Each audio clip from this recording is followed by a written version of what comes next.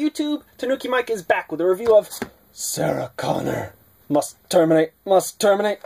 Just kidding, Sarah Connor's not going to get terminated this time, because this is a Sarah from Terminator 2, and in Terminator 2, Sarah turned into a total badass, and you can even tell that from the sculpt, because Linda Hamilton got all ripped for her role in Terminator 2, and Neca got that in the sculpt. They got little veins in her arms. It really looks all muscly and bony, and a little gross, but she definitely looks badass. I don't want to run into her hair in a dark alley. They got all these little folds on the shirt to make it look like fabric, and they got even little folds and sculpted lines on the vest. This vest is a separate piece, so that's nice. You can't really take it off, but it's separate. Even the belt is a separate piece. It wiggles around, and they sculpted all the studs on the belt. Terrific sculpt as usual, Neca. I got no complaints with the sculpt. Well, except maybe one.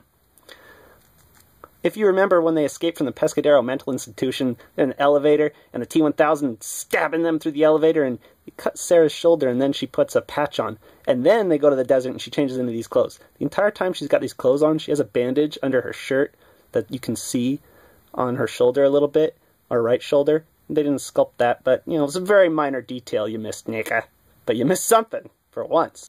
I want to take a minute to talk about the head sculpt. This one you can't see much because Sarah's hiding behind her fancy Matsuda sunglasses and her hat, but she does come with other heads, and this is one of them, the one I feel it looks the most like Linda Hamilton. The sculpt on this is awesome, especially with all the lines they got in the hair.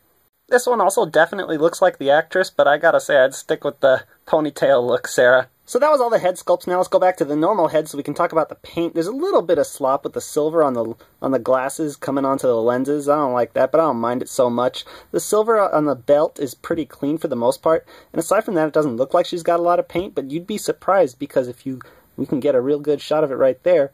On buckles and latches and stuff on her vest, Neca did a glossy black that's almost impossible to notice, but it definitely makes it look shinier on those buckles and stuff, and that's a great touch. Articulation time. So, Sarah has very good articulation. She's got a ball joint head that obviously gets more range with the ponytail heads that have that style of hair. And she has a diaphragm joint under the vest, but it's very hard to notice it because every time you move it, you also move another ball joint at the bottom of her torso where her waist is.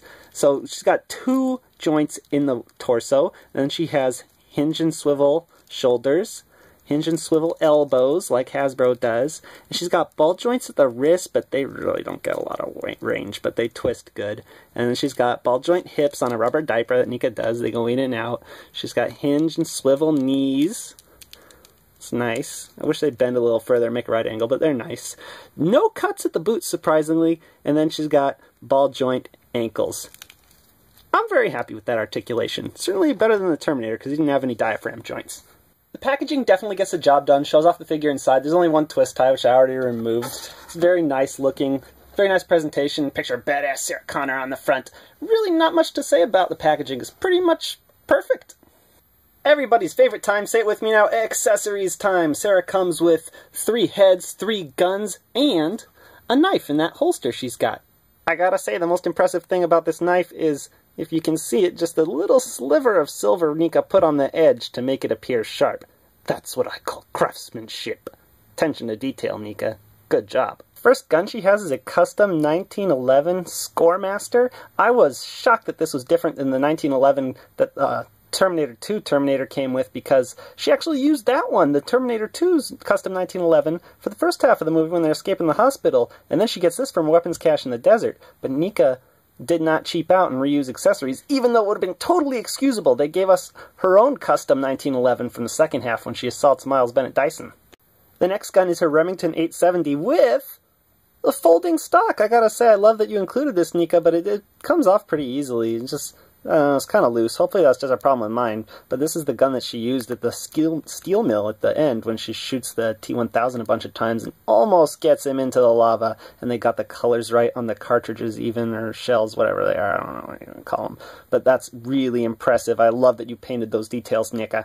The final gun she gets is a Colt Commando, or CAR-15, with the stock she attached to it, a laser sight and a suppressor. So this is when she tried to shoot Dyson at his house. I don't know if this is just an issue with my gun, or if this is some sort of option, but this strap comes out of mine really easily. Maybe it didn't get enough super glue or something, but it's pretty good sculpt and paint on it otherwise. Sarah stands at what I want to say is exactly 6 7/8 inches tall, which is a very good height for fitting in with the first Terminator. Or another James Cameron heroine, Ellen Ripley from Aliens. And finally, here she is with Batman and Spider-Man, because I love Batman and Spider-Man so much. I can't recommend this figure enough. Sarah Connor from Terminator 2 is a badass, and the Ultimate Sarah Connor action figure from NECA is also a badass. Go out and get it right now, and stay tuned, because I'm doing 2 more Terminator reviews from figures from Terminator 2 this week. So peace out, YouTube. Until next time, friends.